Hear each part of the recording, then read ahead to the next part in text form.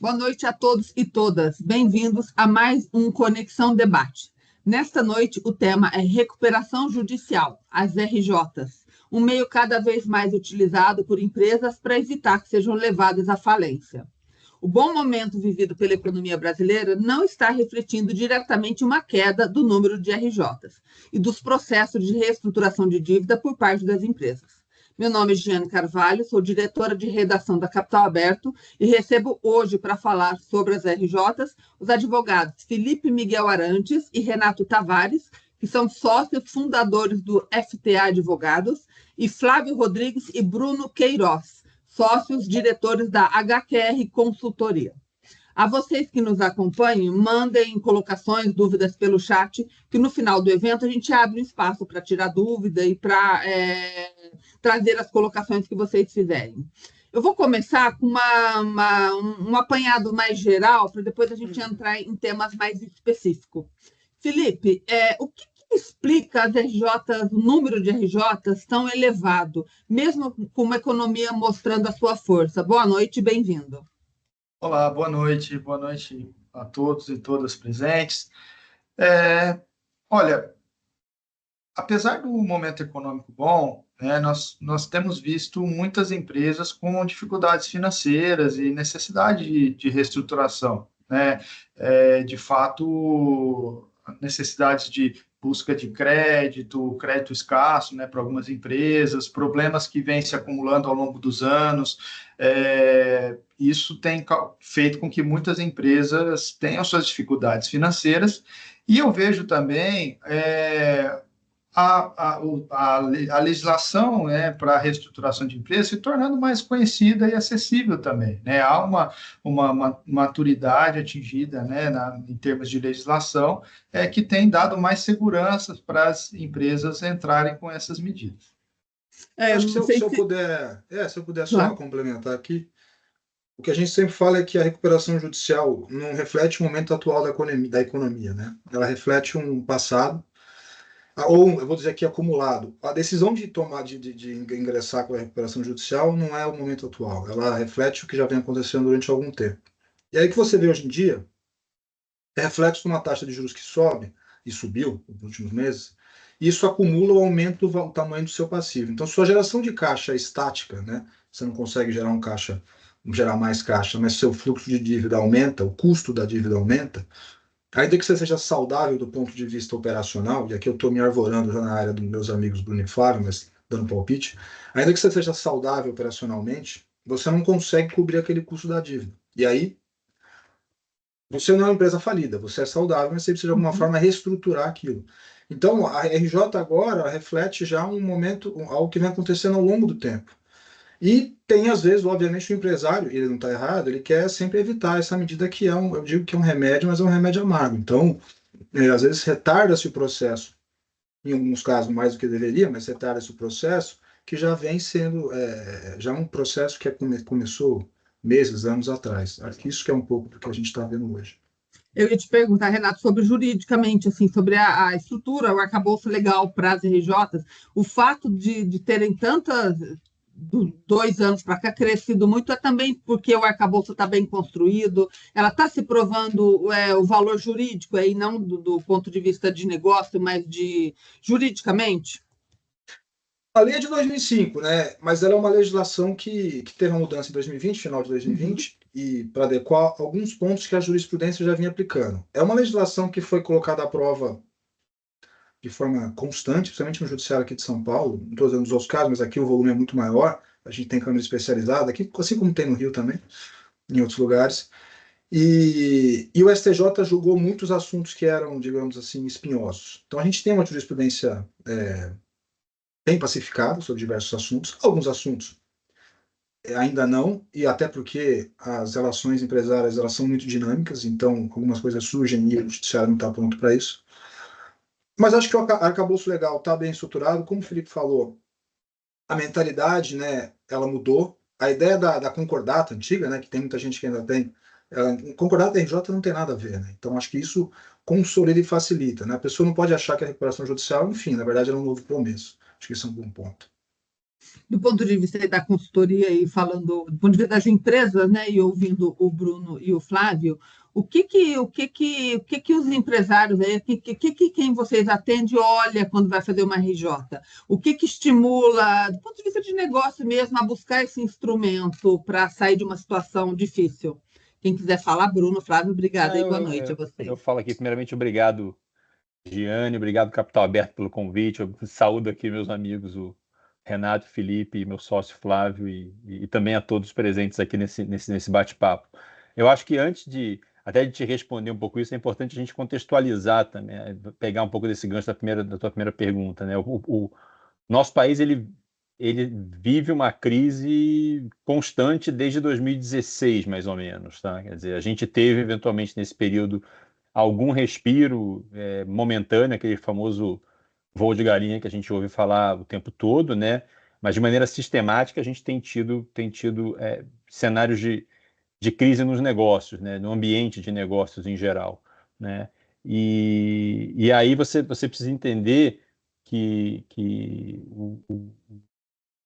a crise ela dá sinais quando ela começa a acontecer numa empresa, né? A empresa não entra em crise num final de semana, ela não vai dormir na sexta-feira e amanhece segunda-feira em crise, ou não é do dia para o outro.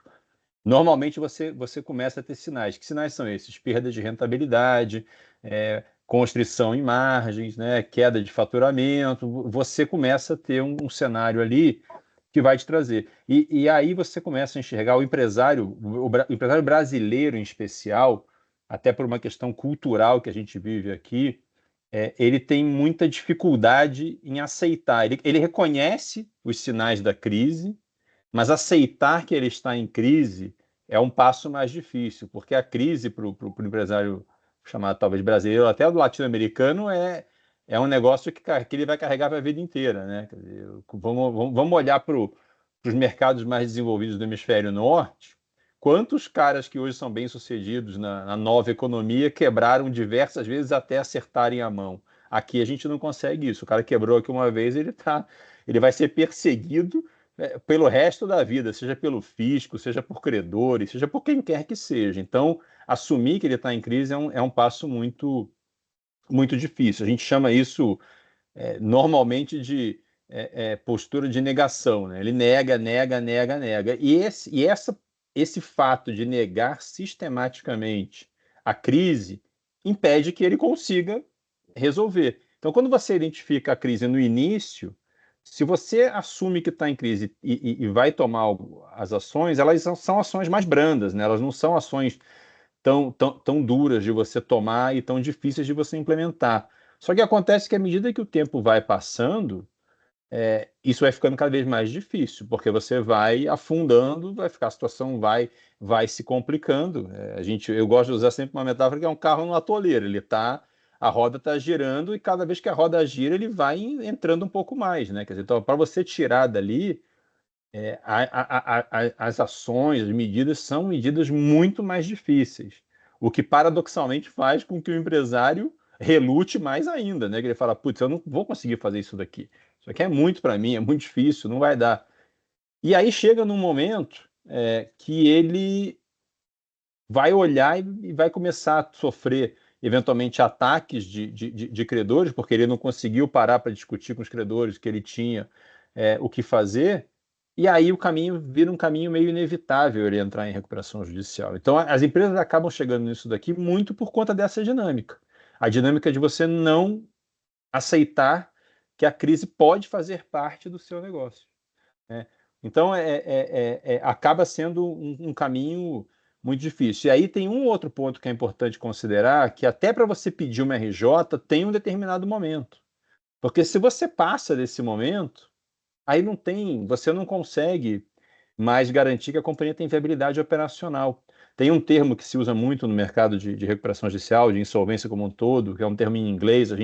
Nossa lei ela é inspirada na lei americana, então tem muitos dos termos vêm para cá em inglês, que é o tal do going concern. O que é isso? Isso daqui esta companhia, ela tem capacidade operacional de se reestruturar e de sair do outro lado? Sim ou não?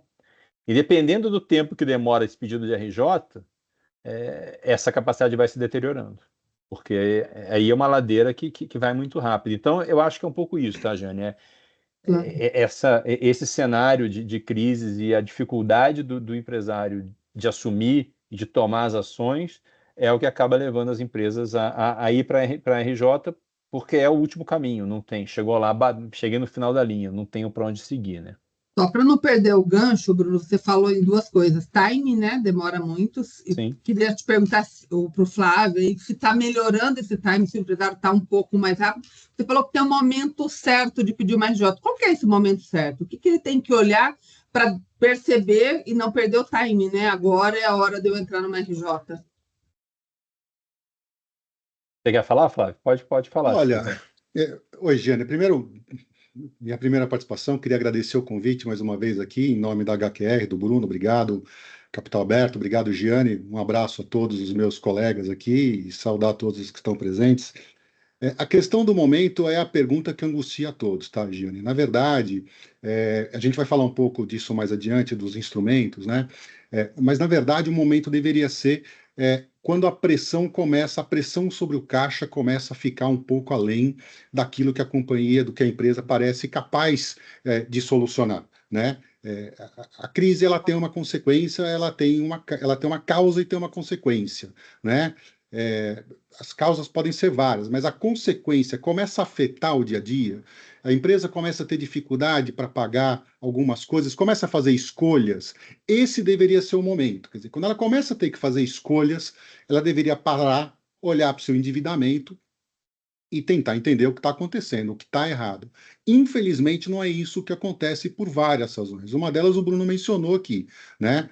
O empresário ele tem a preocupação em fazer o pedir recuperação judicial, entrar com pedido de recuperação extrajudicial, chamar o credor para renegociar, um credor financeiro ainda mais, por várias razões. Uma delas é o receio quais serão os próximos passos, tem um constrangimento, eu estou confessando que eu sou incapaz. Essa é uma das razões. Outra razão principal é a natureza do empresário. Ele é empreendedor, né? O empreendedor ele sempre acredita que ele é capaz de sair daquele momento empreendendo mais. Então, está faltando caixa? Estou vendendo pouco, preciso vender mais. E pressionado começa a vender pior. Então, lamentavelmente, achar o timing depois que você passa do ponto, entra com o pedido, olha para trás, fica tão óbvio que chega a dar raiva. Mas é muito difícil identificar e mais difícil é tomar a decisão. Deveria ser o momento em que as escolhas começam a ser feitas.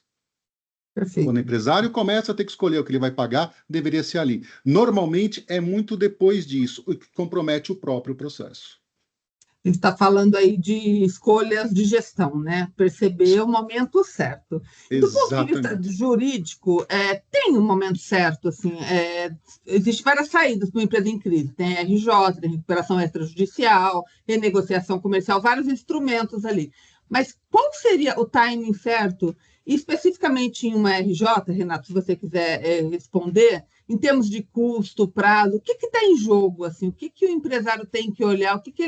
Quando eles chegam no escritório de vocês, né? Qual que é a angústia deles do ponto de vista de busca por uma saída da crise? Bom, acho que esse é um ponto bem interessante aqui, né? Que a gente vive no dia a dia. E aí é legal que eu acho que eu já vivi isso até com o Bruno, com o Flávio e o Felipe aqui. E aí eu vou citar, eu acho que é legal a gente citar exemplos. Exemplos recentes. Por exemplo, recentemente a gente teve o caso da Azul. A Azul teve um rebaixamento de rating, saiu na mídia e tal, e o rebaixamento de rating da Azul foi problema de caixa. Né? Caixa para as dívidas de curto prazo, se eu não me engano. Uma coisa, né? Curto prazo, quando eles olham, é o que está no balanço nos próximos 12 meses. Aí, de novo, aqui falando sobre parte financeira, se eu falar bobagem, o Bruno não tem como me chutar, porque é ao vivo, mas ele tem que levantar a mão. Mas eles tiveram um problema de rebaixamento de rating e a Azul já estava na mídia há algum tempo, todo mundo começa a falar, né? Vai fazer uma recuperação, porque, querendo ou não, a companhia aérea, a gente já teve a Gol, a Latam, etc. E a Azul até outro dia estava querendo comprar a Gol. E aí, o que a Azul fez? Ela fez algo que poucas empresas conseguem fazer, porque ela tem um instrumento que não está disponível para todo mundo. Ela pegou um ativo que ela tem, que são as próprias ações, e fez uma reestruturação fora de recuperação judicial, uma reestruturação de passivo, entregando ações no lugar da dívida. Então, e foi logo depois, assim, eu digo, logo depois do rebaixamento do rating, o que me leva a crer, eu não estava acompanhando o caso de dentro, obviamente, que isso já estava sendo negociado há algum tempo.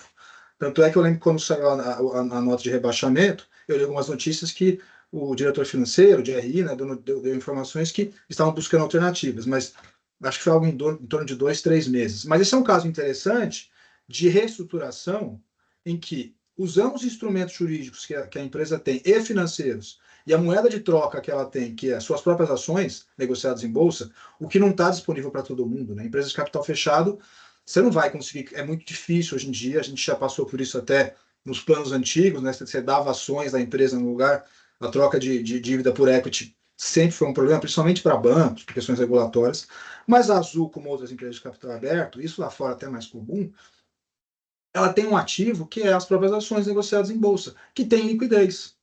Ainda que o credor não queira ficar com esse ativo, e tudo bem, a gente sabe que a Bolsa Brasileira não tem um free float gigantesco, mas tem, né? É um ativo líquido. Ela foi lá e repactou, eu não sei os detalhes, mas a notícia está aí, repactou parte do seu passivo, ajustou aí seu fluxo de caixa, e essa é uma chamada restauração fora da RJ, que a gente chama, né? O extra, cada um dá seu nome, mas de qualquer forma, ela fez uma restauração, que é isso que a gente está falando.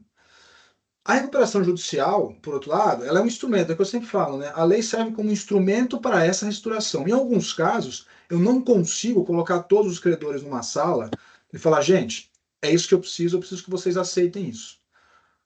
Isso é muito difícil. Inclusive, é por isso que você tem uma situação de um número bem menor de recuperações extrajudiciais. Porque a dificuldade é atingir o quórum, né? Onde você chega ao primeiro credor e fala, eu preciso de 50%. Aí ele olha e fala assim, quem já assinou? Não, você é o primeiro. Ele fala, ó, se o fulano assinar, eu assino também. Aí você vai falar com o fulano. Aí ele fala, se o Beltrano assinar, eu assino também. Você fica naquele ovo e a galinha, né? Para reunir esse quórum, para chegar na recuperação extrajudicial, que é um instrumento mais simples, mais barato e mais rápido, de fato, menos doloroso, eu diria. Né? Você faz um pré-acordo, você vai com um acordo para o judiciário. Olha, eu já tenho aqui o quórum mínimo. Você pode até ser o quórum hoje e pegar os votos, né, depois de entrar com o pedido, mas é mais arriscado, porque aí você não tem o quórum e vai ter que rezar para o pessoal aderir ao plano. Normalmente você já tem o quórum mínimo, vai para o juiz e fala, homologa. Aí tem um procedimento ali de verificação de crédito, etc., mas em resumo, eu já tenho um acordo e aí eu drago todo mundo. Que é para isso que a lei serve, né? Se eu tenho um consenso antes, eu não preciso do instrumento jurídico. Eu não preciso de uma força, de uma legislação que a maioria draga a minoria. Se eu não tenho esse consenso e tenho essa situação onde eu tenho mais credores do que grana ali para pagar todo mundo, eu tenho um descasamento momentâneo, tem alguns que estão dispostos a aceitar isso, eu preciso de um fôlego para negociar, aí eu tenho que ir para a recuperação judicial. Que normalmente como é que acontece? Né? Os credores começam a atacar a empresa. Né? E na regra normal do jogo, quem chegar primeiro leva. Né? Você tem penhora online, que é um instrumento. Esse já é o primeiro, acaba com o caixa. O cara no outro dia não consegue pagar folha, tem até um assunto que o Bruno e o Flávio falaram. E aí ele já tem um problema, né? Às vezes a gente já viu situação aqui que estava meio despreparada, a empresa estava despreparada, tomou a penhora online e tinha folha para pagar no outro dia. E aí? Isso é um belo de um problema. Se for, inclusive, da indústria, que você tem uma folha de funcionário gigantesca, é um problemático. E aí você tem outros credores que começam a distribuir a execução. E as notícias saem. A primeira execução leva uma enxurrada. Essa empresa, normalmente, não consegue chamar os credores para negociar. Não consegue um consenso. E ele está estrangulado. Está sendo atacado. Penhora online. O que ele faz? Entra com a recuperação judicial. No momento 1, na recuperação judicial, eu não tenho um cenário definido. Obviamente que a gente, aqui em conjunto, analisa esse cenário para ele. Né? Ninguém distribui a recuperação judicial da noite para o dia sem olhar o mínimo. Mas ele não sabe ainda. A gente tem uma ideia do que dá para fazer. Mas eu distribuo a recuperação judicial para conseguir suspender essas ações e execuções e aí ter fôlego para respirar. É para isso até que tem aquele período que a gente chama de stay, né? Que você suspende as ações e execuções, 180 dias, prorrogáveis, mas para poder negociar e fazer caixa até para pagar esses credores. Então, a recuperação judicial ela entra mais nesse momento. A gente já não é incomum situações onde a empresa tentou os 3 cenários, né? Ela tentou uma renegociação com os credores. E aí aquilo, um fala que vai, aí depois não vai. Bancos, dependendo do banco aqui, sem ser crítico e sem citar nomes, tem uma dificuldade institucional, não sai do lugar. Aí ele tentou esta. Pô, não deu, vamos tentar esta. não faz o quórum, ou é um quórum apertado, e aí quórum apertado é difícil, porque quando você vai lá fazer apuração de crédito, se qualquer R$10 faz diferença, é melhor não entrar. Só que aí o tempo está passando, ele continua na dificuldade, né? Isso assim, vai demorando para acontecer, né? E as dívidas não param de aumentar, e a operação dele não melhorou. E aí você vê a recuperação judicial. Infelizmente, esse é o cenário tradicional. Foi o que o Flávio falou, bem pontuou. Ele já está estrangulado, né? O Bruno também falou, pô, a gente talvez devesse ter feito isso lá atrás, no momento 2. Momento 1 é sempre válido tentar renegociar antes. Eu acho, sempre válido. Se você conseguiu o que a Azul fez, por exemplo, né? Não tenho os detalhes, mas me pareceu muito bem sucedido. Vamos ver com o tempo aqui.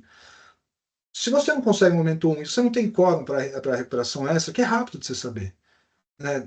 Já que você não faz a trabalhista, e se você tiver trabalhista, nem adianta, porque a recuperação extra, a legislação tem mecanismos hoje, mas assim, do ponto de vista prático, não funciona.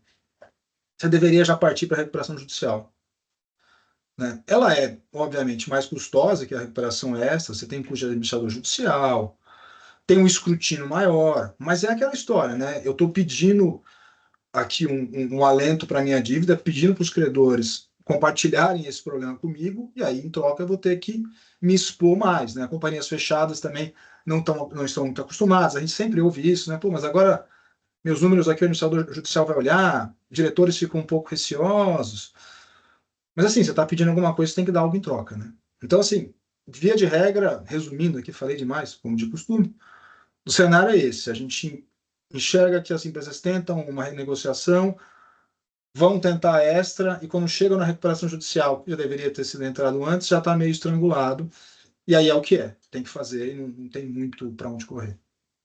Está falando de empresa, mas empresa tem sempre por trás a figura do administrador, do dono, se for uma companhia fechada, né, etc. e tal. Qual que é o cuidado que essas pessoas devem ter quando vai entrar num pedido de RJ? Sócios e administradores devem tomar algum cuidado adicional? Faz parte do processo ou não? Ou entra tudo aí no bolo da RJ solicitada? Quer responder, Felipe? Pode ser. Bom, com certeza, Giane. Nós sempre recomendamos, né, aos acionistas, diretores, que façam uma análise do seu patrimônio pessoal, um planejamento patrimonial, né? E algumas vezes, essa angústia, né, de o que vai acontecer com o patrimônio pessoal, eu jogaria na lista do Flávio e do pessoal que dentre os pontos que atrasam um pouco a decisão de se entrar com uma recuperação judicial, né? De fato, né, há uma necessidade de proteção dos bens particulares dos sócios administradores, né?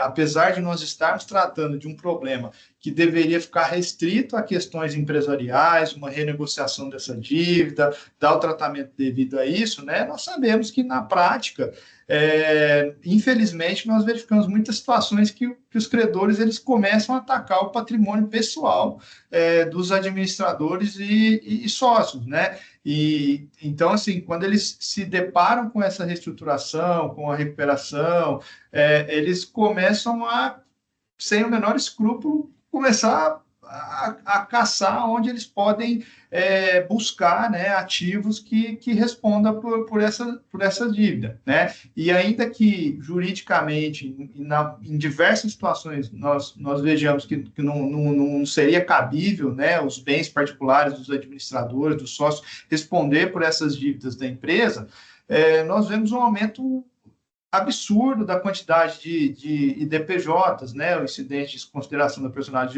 personalidade jurídica, questões de negativação junto ao fisco, né, dos administradores, você vê cartinha chegando, cartinha de amor, né, que a gente brinca, chegando para administrador toda hora, e os absurdos que a gente vê na esfera da Justiça do Trabalho, né? Infelizmente, nós temos que falar, a gente vê muitos problemas vindos da Justiça do Trabalho, é uma situação muito delicada, né?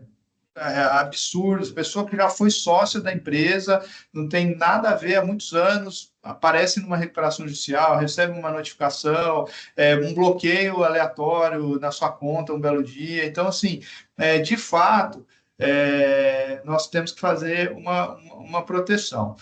E eu gosto sempre de destacar, Giane, quando a gente fala de proteção, né, tem muita notícia e orientação equivocada por aí, né? O pessoal sempre gosta de falar da blindagem, holding patrimonial, e assim, não é por aí que nós estamos falando de proteção, de planejamento patrimonial, né? Primeiramente, nós temos que pensar num planejamento antes do problema atingir essas pessoas físicas, né? Porque muitas vezes as pessoas procuram quando já tem um problema, de fato, outras situações que, vamos falar um pouquinho depois, aval, fiança, que a pessoa já deu um aval, o patrimônio já está comprometido. Então, tudo que é feito de forma preventiva, antecipada, prevendo essas situações, é o recomendado, né? Então, tem muitos profissionais vendendo facilidades e não é um processo simples, tem que ser analisado caso a caso, não há um pacote. Muitas vezes nós temos vários diretores numa empresa,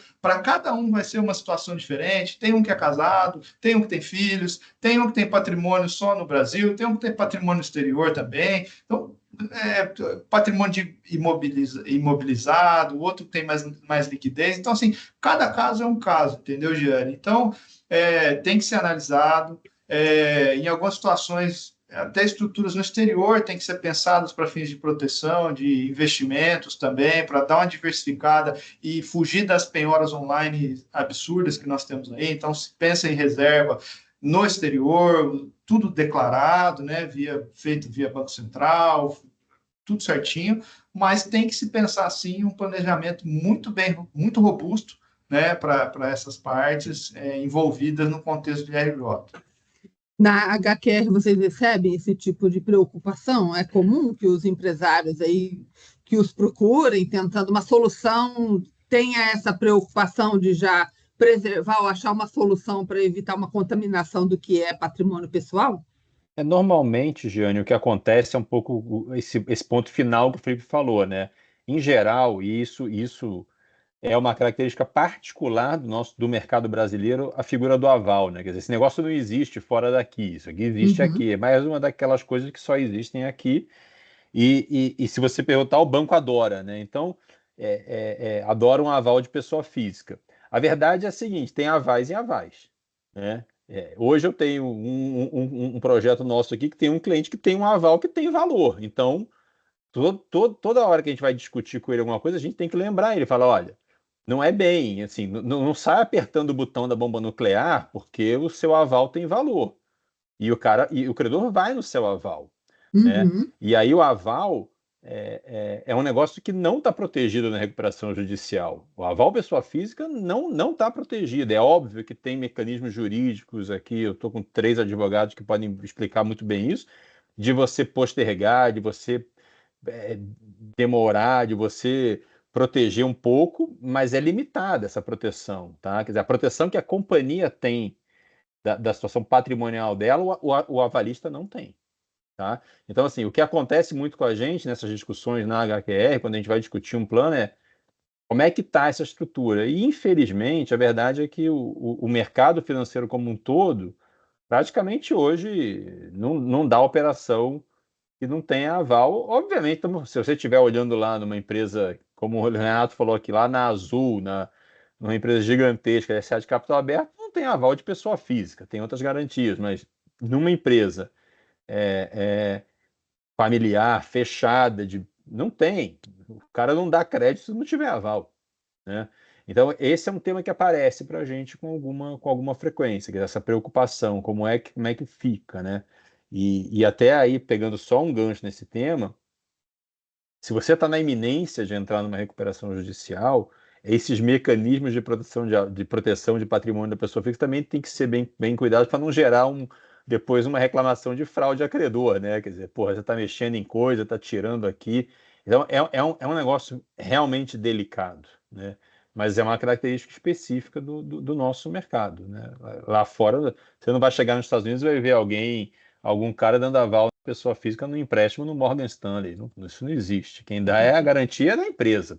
Resolve com os ativos da empresa. Ativo da pessoa física é pessoa física. Ele está lá quieto e vida que segue. Isso atrapalha, aí falando com vocês do STA, isso atrapalha essa mistura entre o que é aval pessoa física, o patrimônio da empresa, o que é da pessoa, o que é do empresário, né, e não o patrimônio da empresa. Isso atrapalha um pouco o ambiente dos negócios e do ponto de vista, evidentemente, jurídico, Renato? O grande problema é que o Bruno falou. Eu sou empresário, sócio controlador, eu tenho, né, alguns sócios e decido pedir a recuperação judicial. E aí estamos discutindo o projeto e a gente lembra, olha, tem um aval seu e todo o seu patrimônio está aqui. Você tem um patrimônio muito bom. E aí, qual o dilema aqui? Então, se eu pedir recuperação, a pergunta é, normalmente assim, se eu pedir recuperação judicial, a empresa está protegida, eu não, e o banco vai atrás de mim? A resposta é sim. O que eu faço? Complicado. E é isso que acontece. Eu falei o banco porque isso é só o banco que faz, tá? Né? E aí, como é que o banco usa isso? Instrumento de pressão para evitar a recuperação judicial. Eu já vi banco falar para empresário, sabe disso. Se você pedir recuperação judicial, eu vou ser obrigado. Não tem que. E durante a recuperação judicial, eles atacam o empresário, o controlador, e às vezes até o administrador, mas o controlador e família, para conseguir alguma coisa, eu digo assim, uma cadeira melhor na renegociação. Então, isso atrapalha a decisão, porque o tomador de decisão, ele está constrangido, digamos assim. Isso. Ele pede a RJ e vai ser, literalmente, no outro dia, ele vai ser alvo de uma ação. Então, e afeta a própria capacidade da empresa se recuperar, né? E tomar as decisões certas para aquela situação, né?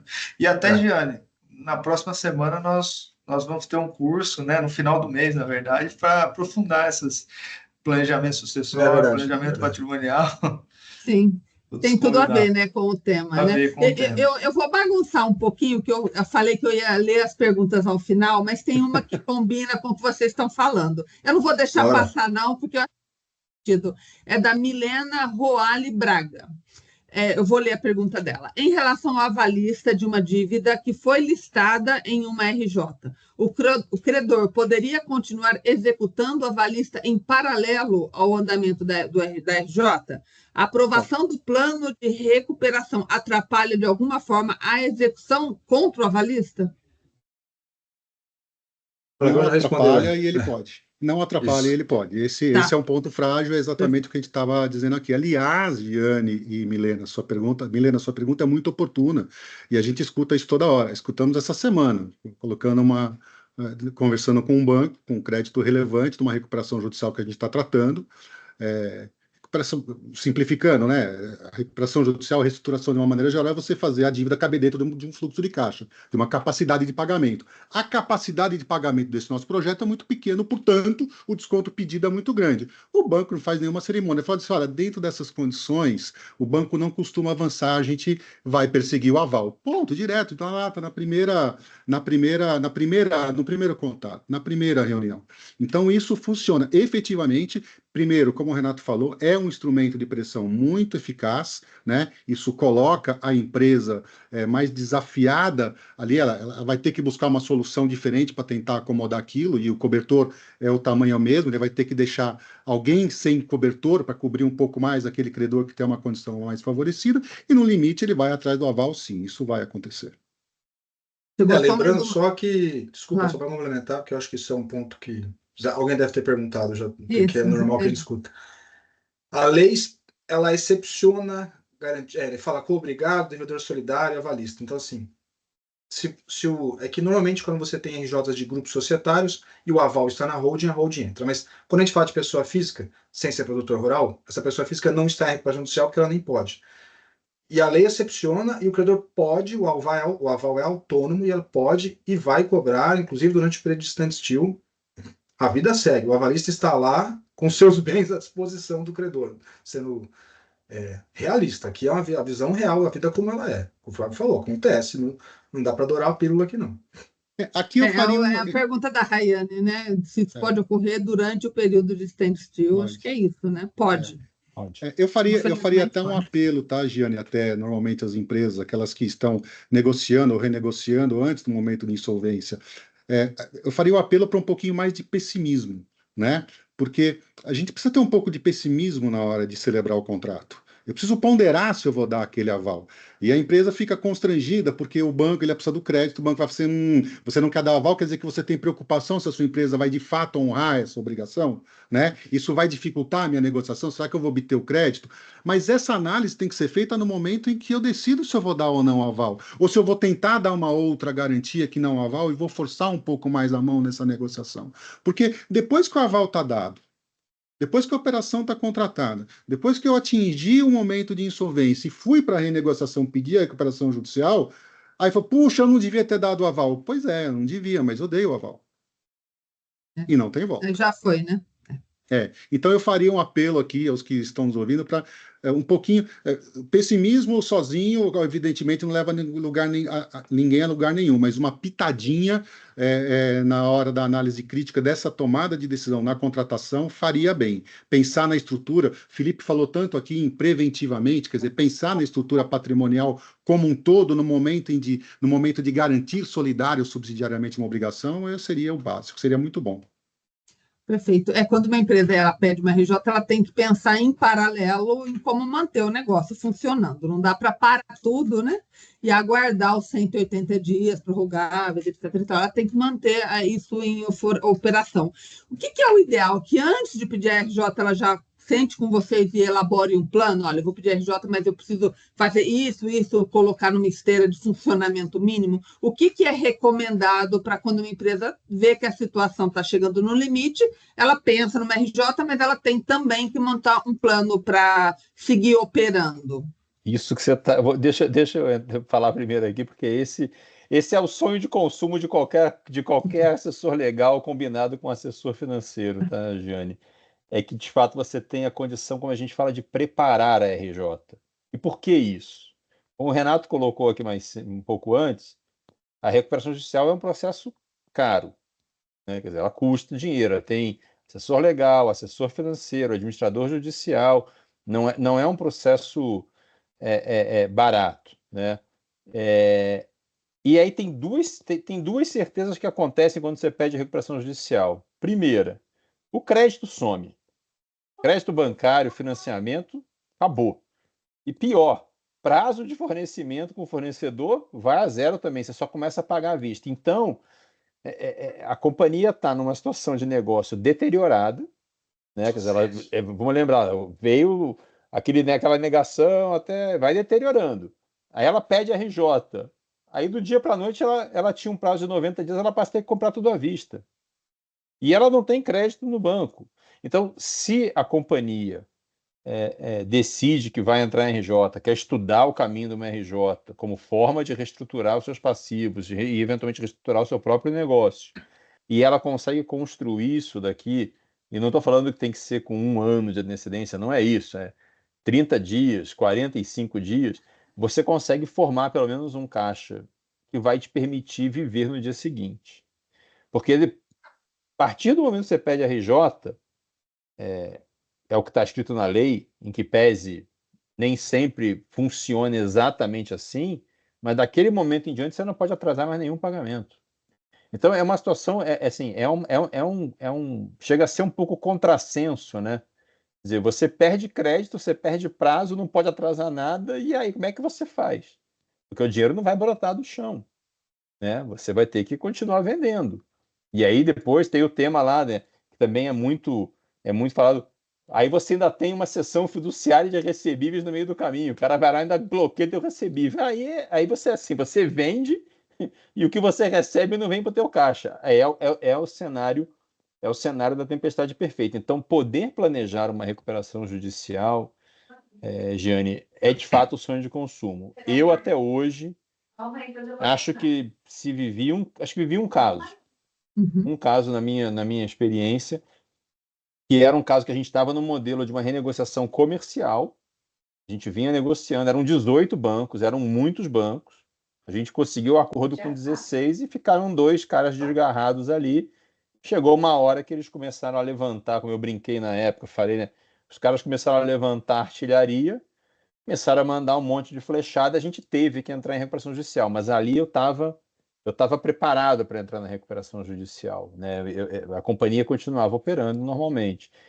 Isso assim, eu particularmente, não sei o Felipe, não sei o Renato, mas eu vivi isso só uma vez na minha vida. Os outros casos são sempre assim, o cara te chamando numa sexta-feira, precisa entrar com a RJ na segunda, e não tem jeito, tem que entrar.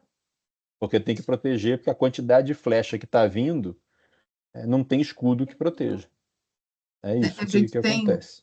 A gente tem várias situações específicas aqui para tirar dúvida do pessoal, mas antes eu vou voltar só em mais uma pergunta aqui, para encerrar esse assunto aí do que dá para fazer, ou de como se prevenir de outras ações, né? Que é mais ou menos esse tema, que é da Milena.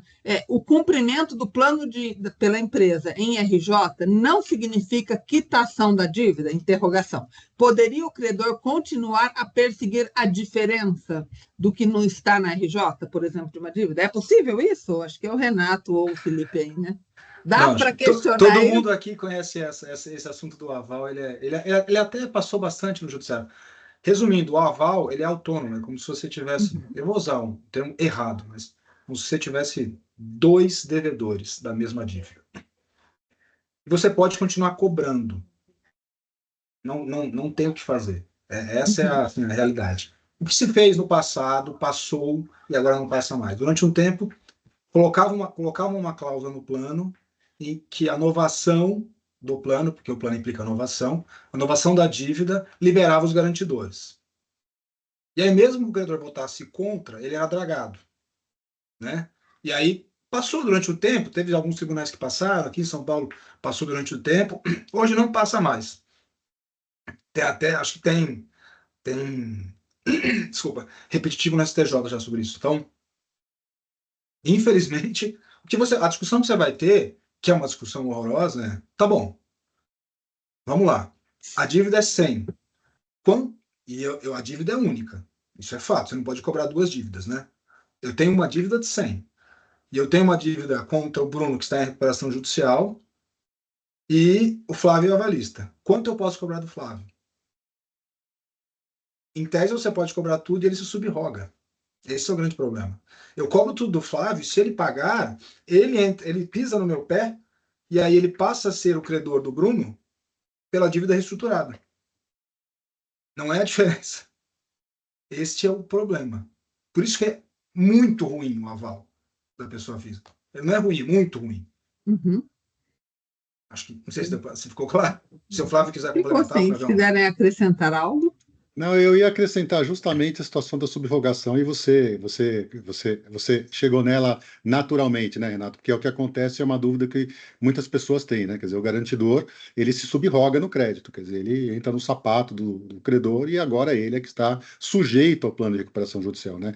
O plano de recuperação judicial é uma inovação, ele é uma alteração daquele contrato que originalmente foi celebrado, qualquer que seja ele, de financiamento, de fornecimento, o que quer que seja. Aquele contrato tinha uma característica X, o plano aprovou a mudança de uma característica X para uma característica Y, agora é Y, é assim que se paga.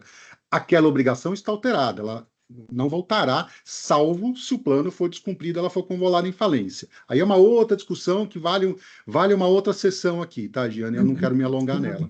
Mas o credor ele vai entrar nesse crédito novado, alterado, o garantidor, né? E está lá sujeito ao plano, e se é um plano para receber 60% em 20 anos, ele vai receber 60% em 20 anos, como estava lá, e ele recuperou somente essa parcela.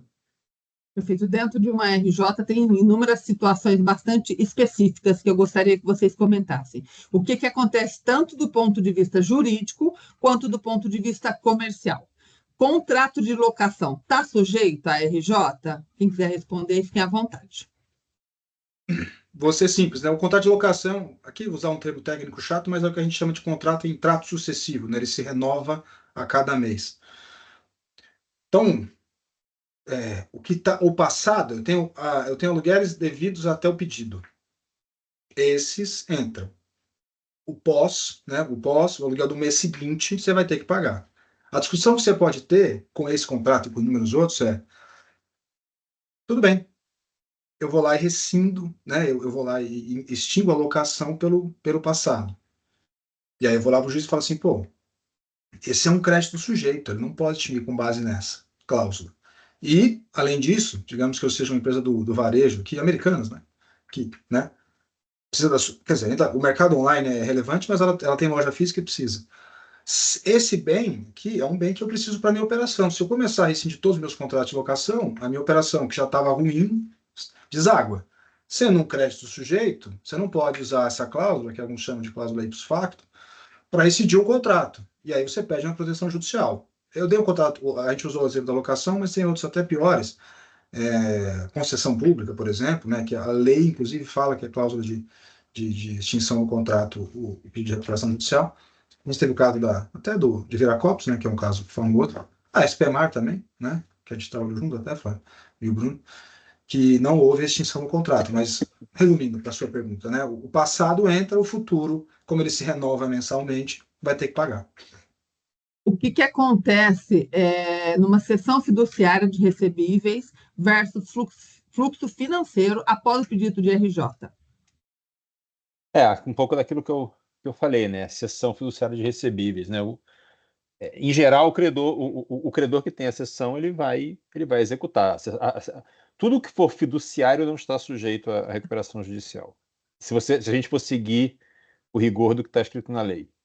Alienação fiduciária de imóvel não está, cessão fiduciária de recebíveis não está, nada disso está sujeito à recuperação judicial. Portanto, fica extraconcursal. E ao ficar extraconcursal, o credor pode executar da forma que ele bem entender, da mesma forma que eu, companhia, posso negociar com ele da forma que bem entender. Tá? Então, e aí, nesse caso de cessão de recebíveis, vou voltar naquele ponto que eu falei, é uma grande dicotomia, porque você tem que sentar com ele e falar, ok, você tem, eu reconheço que você tem, só que se você executar, eu não vou viver. E aí, tudo bem, pode ser que a cessão fiduciária de recebíveis que você tem recupere 20% do seu crédito. Ao passo que se você, de repente, a gente conseguir reestruturar isso daqui, eu posso te pagar 60, 70, o número que for, mas mais do que os 20. Então você tem que sentar com esse credor e negociar, não tem outro caminho. Tá? Agora, ele certamente estará numa posição, como foi falado aqui pelo Renato, pelo Flávio, de vantagem competitiva. Então, você pode, inclusive, ter planos aonde você vai velar uma cláusula que você vai dizer, olha, esse credor aqui, pelo fato de ter uma cessão fiduciária de recebíveis e ter permitido que eu acessasse esse recurso sem bloqueio qualquer, eu vou tratar ele de maneira diferenciada dentro do plano porque ele fomentou o meu negócio. Isso é legal, isso é usado, inclusive, né? Mas é negocial. O primeiro momento, ele vai bloquear. Não tem como, né? E aí você vai ter que sentar na mesa. É curioso, né? Você falou de preparar uma RJ. Dá para preparar internamente, mas é impossível você chegar com o teu credor e falar, olha só, amanhã eu vou entrar com uma RJ. Não dá. Infelizmente, o pedido de RJ é Big Bang, né? Você aperta o botão da bomba nuclear e depois você fala por que você fez isso. Não tem jeito. Né? Naquele caso lá que eu comentei, que eu vim negociando durante um ano, com 18, ali tinha uma situação dessa. Muitas das dívidas, ou praticamente todas as dívidas dos bancos que negociaram, tinham alienação fiduciária de imóveis. Era uma companhia com muito patrimônio. E na hora de pedir RJ, nós deixamos todos esses caras fora da RJ. Todos. Tá? Foi uma atitude meio, eu diria, corajosa, né? Porque eu não tinha certeza do que ia acontecer. E aí, no dia seguinte, eu liguei para todos eles e falei, a gente entrou em RJ por conta disso, deixamos vocês fora. A reação foi, todos os acordos que a gente fez estão mantidos. Então, assim, nenhum deles mudou os acordos que estavam pendentes e mais, Giane. Dos 16 acordos, só um estava assinado, tá? Todos os outros 15 eram, como a gente costuma dizer, no fio do bigode. Era verbal. E tudo ficou mantido. Por quê? Porque se respeitou aquela negociação. Então, eu acho que acontece. Só que no caso de cessão de recebível, não dá para você negociar, não pode falar para ele, eu vou entrar em RJ e vou precisar que você me libere. Não tem. O que você tem que fazer, se você conseguiu preparar, esse é o primeiro cara que você tem que ligar. O Renato foi lá, protocolou o pedido, você liga para ele. Fala, amanhã vai acontecer, você vai saber que a gente entrou em RJ, precisamos sentar. É isso. Só registrando essa dúvida, né, sobre sessão fiduciária do ICBIVS, era do Guilherme Antunes. Chegou uma outra pergunta aqui, da Diane Oliveira Freu. Qual o objetivo do relatório mensal de atividades que precisam ser feitos depois da RJ? Os dados informados são informados? Eu vou responder, e A eu queria voltar. validade, né? A validade. Eu vou responder essa, que auditado essa é de fato. fácil. E depois eu queria voltar na sessão de recebíveis, que esse é um assunto que a gente podia passar uns 3 dias falando aqui. Mas o relatório mensal, ele tem boas intenções, mas é um instrumento inútil. Assim, é um incidente da recuperação judicial feito pelo administrador judicial, em tese, para acompanhar as atividades das recuperandas. O administrador judicial faz, com atraso médio de 3 a 4 meses, né, Flávio? Normalmente, é isso. Sim. Ninguém lê, ninguém olha, ele cumpre o papel dele, as recuperandas normalmente, vida prática, né? Se distribui a recuperação judicial, senta com a Jota, as partes ajustam quais são as informações que serão enviadas, o fluxo de informações.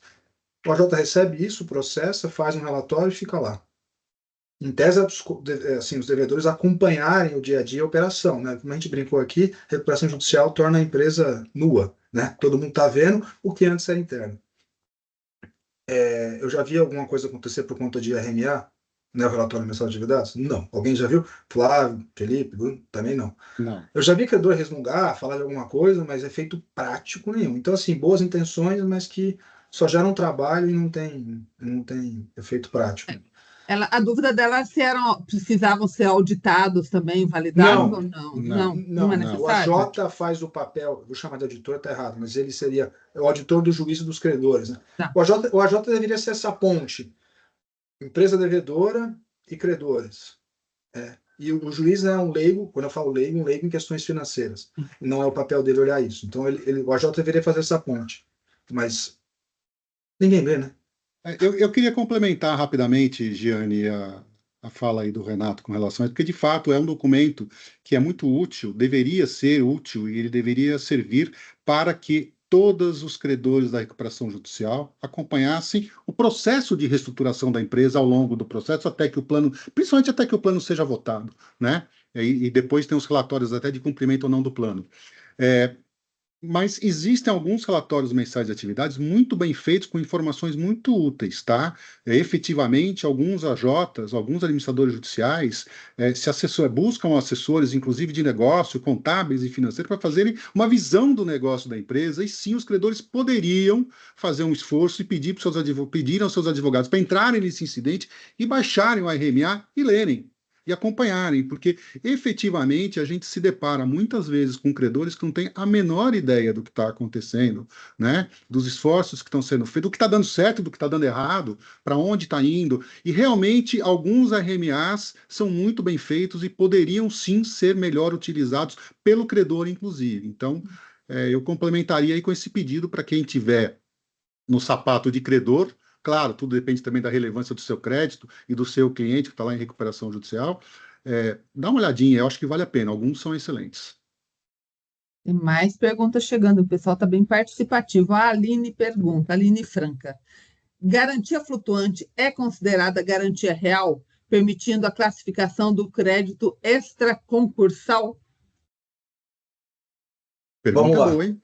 Não, vamos lá. Garantia real, só existem 3 que o Código Civil determina: penhor, hipoteca, anticrese. Penhor, hipoteca, daí tem uma história engraçada aqui, posso falar? É longo, claro. Não é longo, mas é interessante.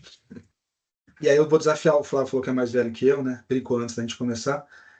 Quem encontrar hoje recuperações judiciais com penhor e hipoteca, eu vou começar a fazer PIX, porque não existe mais. Anticrese, então, ninguém nunca viu. E o motivo é simples, né? O CTN, o Código Tributário Nacional, ele diz que o Código Tributário tem preferência sobre todos os outros créditos, menos o trabalhista, ou seja, trabalhista, tributário, inclusive pode avançar sobre bens garantidos por garantia real.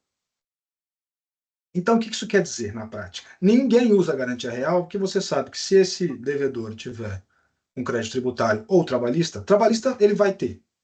E tributário, se ele tiver em crise, ele vai ter.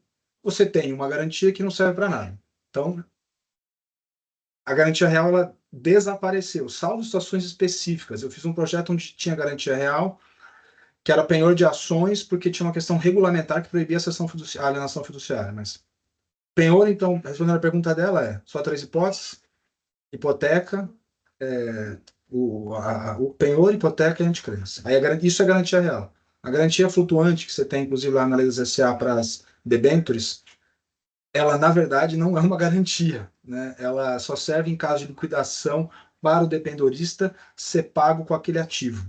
Isso que é a chamada garantia flutuante na lei das SA. A outra pergunta era... e aí a gente volta para a seção fiduciária. Como o penhor se transforma um instrumento inútil, juridicamente, essa é a verdade, né? O penhor, hipoteca, garantia real, o que a gente criou aqui? As garantias fiduciárias, eu vou usar o termo genérico, né, para cessão, alienação, que é outra maluquice do Brasil, né? A gente dá nomes diferentes para coisas com objetivo igual. Sem perguntar por quê, eu não sei. Mas garantias fiduciárias, elas são legais por quê? Para o credor. Bom, eu não estou sujeito à recuperação judicial.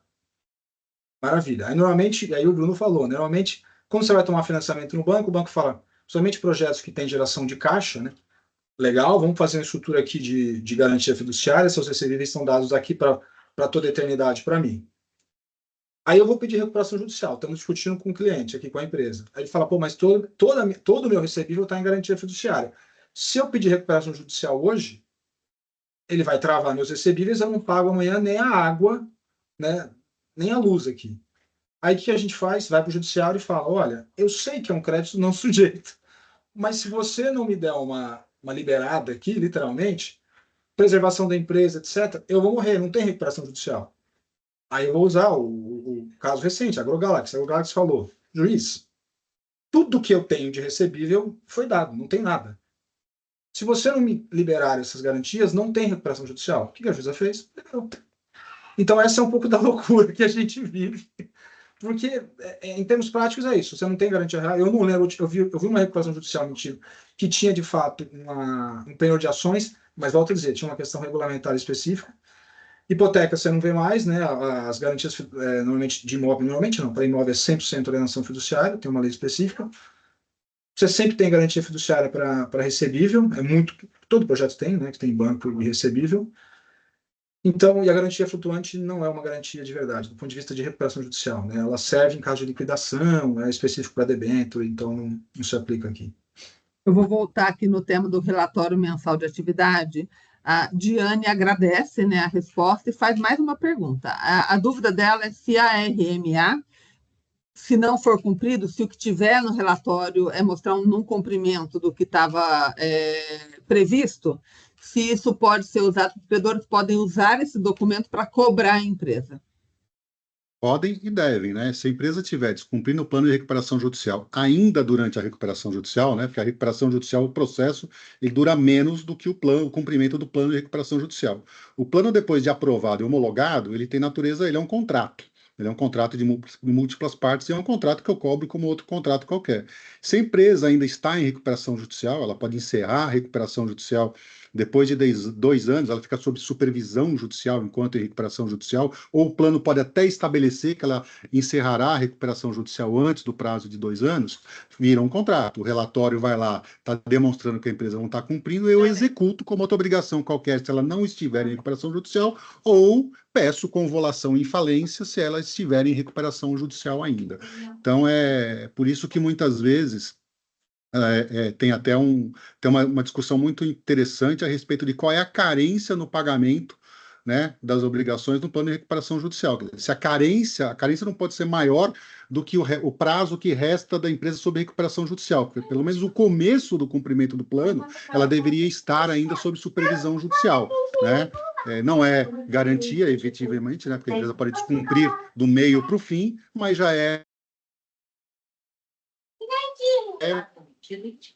fez a pergunta. O caminho é, Diane, se a empresa ainda estiver em recuperação judicial, é caso de falência, o juiz não vai decretar efetivamente de cara, vai dar oportunidade para a empresa regularizar, vai ter uma discussão se cumpriu, se descumpriu, enfim, mas é o caminho e o juiz vai forçar e ninguém quer isso, e se já estiver fora da recuperação judicial, é uma cobrança como outro qualquer, você vai executar e o documento que comprova, além do seu caso, é o relatório de cumprimento da recuperação judicial. Teve uma pergunta mais cedo aí, falando de governança, que eu não vou deixar passar, eu retomei aqui, é o do Corinto Arruda.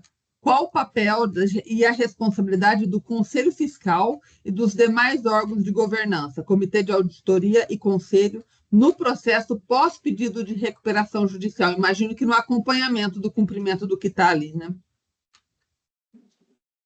Então, órgãos de governança que... Pode falar, Renato. Pode falar de complemento depois. Imagina. Ia ser simples, assim. Órgãos de governança não mudam o seu papel, continua igual. É o mesmo que eles tinham antes do pedido de recuperação judicial. Assim, o que pode acontecer, o que a gente vê acontecer, na verdade, também, até por essa questão de que parte desses órgãos, quer dizer, nem todos que foram mencionados aqui, mas Conselho e Conselho Fiscal de Administração, em geral, têm responsabilidades estatutárias, né? O que pode acontecer é não vou dizer uma dissolução desse órgão, tá? Mas certamente uma troca de membros, tá? Porque, enfim, isso costuma acontecer até antes. Então, normalmente a composição do conselho, daqueles que têm responsabilidades estatutárias, no momento pré-RJ é um e no momento pós-RJ é outro, tá? Mas do ponto de vista de operação e do que faz, se o órgão for mantido, né, que normalmente acaba sendo mantido, ele segue a vida normal. Não tem nenhum tipo de alteração, mas é comum a gente ver uma troca de componentes. Em alguns casos raros, a gente já viu, o caso da Oi é um que dá para citar, credores indicarem membros para esses órgãos. Perfeito. E é difícil, né, isso acontecer, porque vamos lembrar sempre, né, administrador no Brasil vira alvo. Então o credor tem que achar alguém disposto a sentar numa cadeira que está quente. Mas a Oi é um caso que você teve lá, isso. É bem comum, mas pode acontecer. O nosso tempo está se esgotando, na verdade a gente até passou um pouquinho do tempo. Tem só uma última pergunta, tá? E aí a gente caminha para o encerramento, senão a gente vai longe aqui, que o assunto está tão aquecido aqui no webinar quanto na prática, né?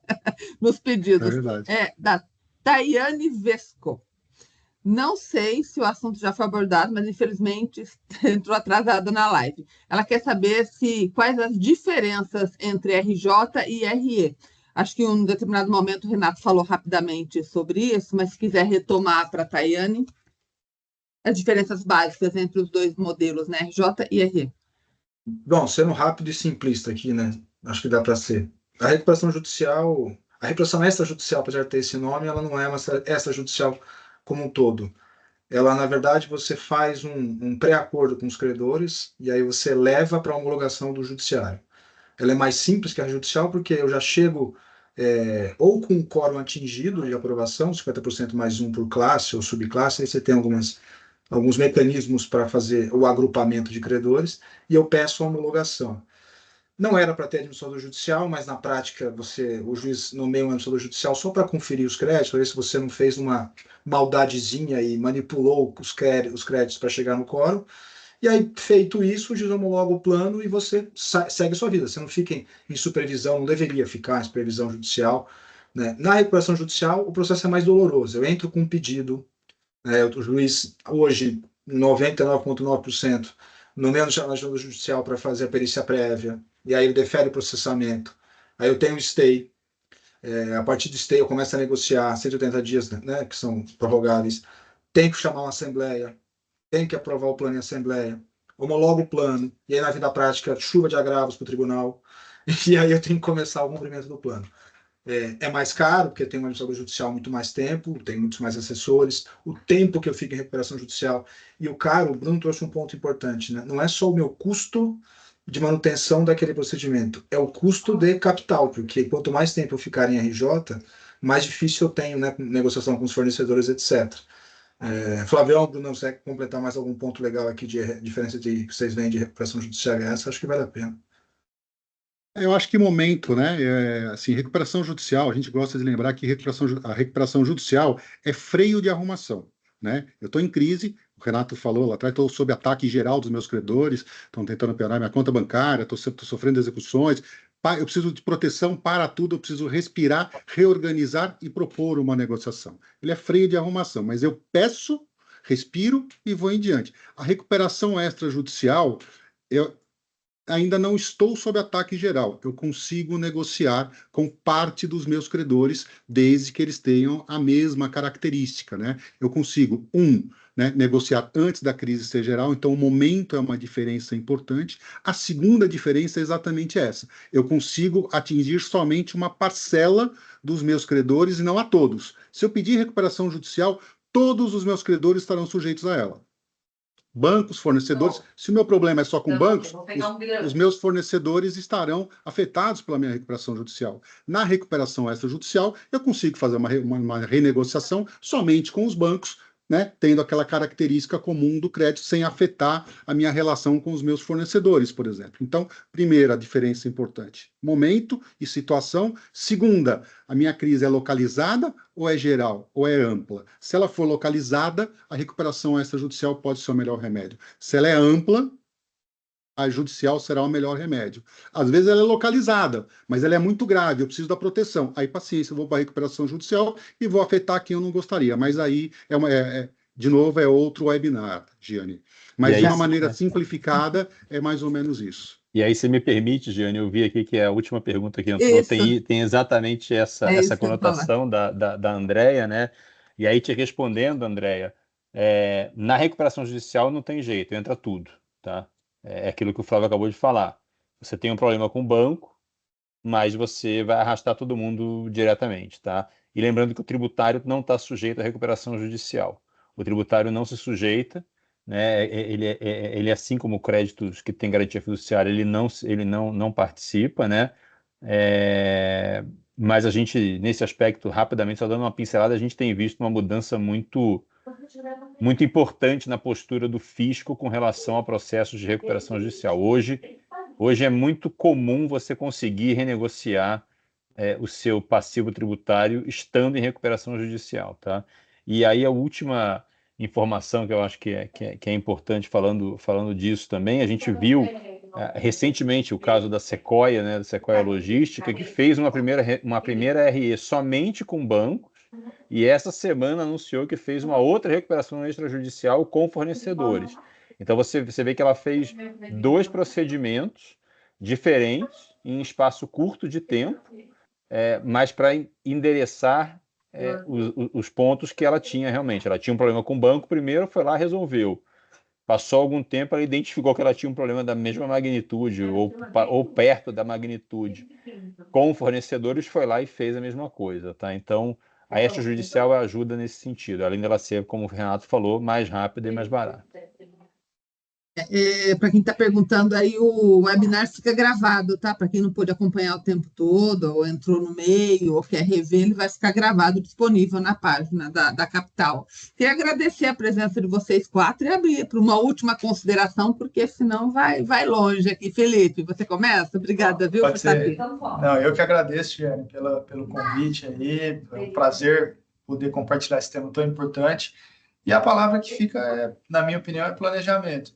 Planejamento no âmbito empresarial, planejamento no âmbito do patrimônio, dos sócios, administradores, segregação desse patrimônio, né? Tem muita confusão entre patrimônio pessoal, de empresa, nessas operações todas que são feitas. Então, eu deixo a palavra planejamento para encerrar essa parte. Renato? Agradecer mais uma vez todo mundo, meu sócio, óbvio, meus amigos aí, que eu gosto muito de bater esse papo, Flavião e o Bruno, são aí especialistas, os caras são fera nisso, então é sempre um prazer estar com eles, a gente aprende bastante sempre dando junto. E acho que um ponto que acho que o Flávio falou que eu queria ressaltar é, cara, assim, o empresário, né, não tenha medo, pelo menos olhe, não acho que é o fim do mundo, a recuperação judicial lá é um caminho, então olhe antes, ainda que você decida não fazer, se consulte, acho que vale a pena estar... pelo menos com pessoas certas, né? Olha, consulta, verifica, avalia as possibilidades.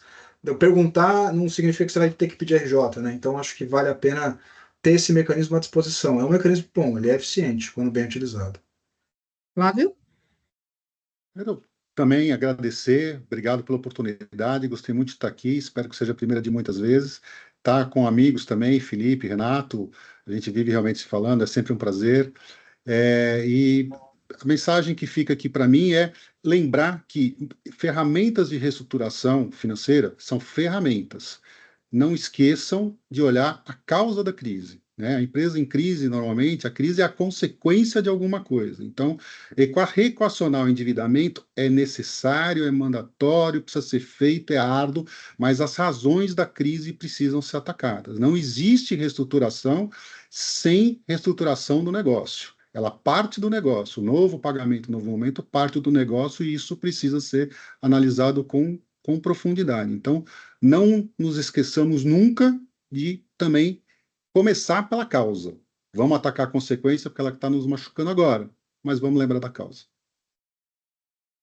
Bruno, você encerra. Não, perfeito. Queria realmente agradecer o convite, né, Gênesis, que foi muito bacana. Primeiro porque a gente está aqui num ambiente de muita camaradagem, de muita amizade, de muito companheirismo e de trabalho junto, né, que a gente já trabalhou junto em casos, então isso é um ponto que ajuda muito, né? E eu acho que o que eu queria deixar de mensagem final aqui é aquela minha fala inicial, quer dizer, né, assim, não tenha receio de enfrentar a crise. A crise faz parte do negócio, né? Acertar e errar faz parte do negócio. Todo dia você vai para a tua empresa, você vai começar suas atividades, você vai tomar decisões, você pode tomar decisões certas e decisões erradas. É da vida, é do negócio, né? E se você perceber que você está tomando talvez mais decisões erradas, ou até que fatores externos, né, estão afetando o teu negócio, porque a gente tem visto muito isso quando a gente olha para o varejo hoje, quantos varejos estão indo mal, parte por decisões de gestão, mas parte também por uma mudança na dinâmica do consumidor, por uma mudança na dinâmica do negócio, por vinda de novos entrantes. Então, na hora que você perceber que de fato o ambiente mudou e que talvez a tua alavancagem ou a tua geração de caixa estão incompatíveis, faz o que o Renato falou, se consulta, vê qual é o melhor caminho, mas enfrenta a situação. Não fica achando, ó, vai vir um vento favorável, vai acontecer alguma coisa. Milagres não acontecem, gente. O que acontece é muito trabalho, entendeu? Não tem jeito, tem que sentar, tem que arrumar e tem que enfrentar a situação. Então eu acho que a mensagem final que fica é essa, quer dizer, não hesita, porque chega um ponto, isso aqui é uma subida e uma descida.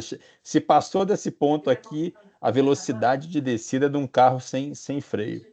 E aí você não consegue controlar. Tá? Então é isso. Obrigada. Boa noite. Muito obrigado pela participação. Obrigada pelo convite. a todos, todas, e até o próximo Capital em Debate. Boa noite. Um abraço. Boa noite a todos.